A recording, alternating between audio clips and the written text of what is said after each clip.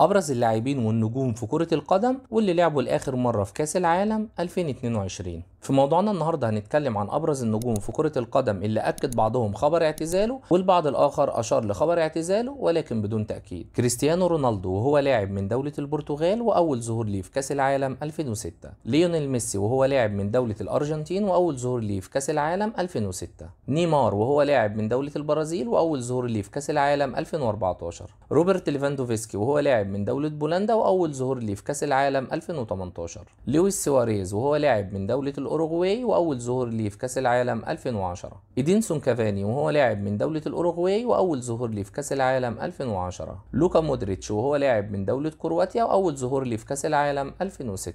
مانويل نوير وهو لاعب من دولة ألمانيا وأول ظهور ليه في كأس العالم 2010. توماس مولر وهو لاعب من دولة ألمانيا وأول ظهور ليه في كأس العالم 2010. داني ألفيز وهو لاعب من دولة البرازيل وأول ظهور ليه في كأس العالم 2010. تياغو سيلفا وهو لاعب من دولة البرازيل وأول ظهور ليه في كأس العالم 2010. إيدن هازارد وهو لاعب من دولة بلجيكا وأول ظهور ليه في كأس العالم 2010. جوردي ألبا وهو لاعب من دولة أسبانيا وأول ظهور ليه في كأس العالم 2014. هوغو لوريس وهو لاعب من دولة فرنسا وأول ظهور ليه في كأس العالم 2010. أوليفيه جيرو وهو لاعب من دولة فرنسا وأول ظهور ليه في كأس العالم 2014. سيرجيو بوسكيتس وهو لاعب من دولة أسبانيا وأول ظهور ليه في كأس العالم 2010. أنجيل دي ماريا وهو لاعب من دولة الأرجنتين وأول ظهور ليه في كأس العالم 2010. بيبي وهو لاعب من دولة البرتغال وأول ظهور ليه في كأس العالم 2010. ماتس هاملز وهو لاعب من دولة ألمانيا وأول ظهور ليه في كأس العالم 2014. دييغو جودين وهو لاعب من دولة الأوروغواي وأول ظهور ليه في كأس العالم 2010. مايا يوشيدا وهو لاعب من دولة اليابان وأول ظهور ليه في كأس العالم 2014.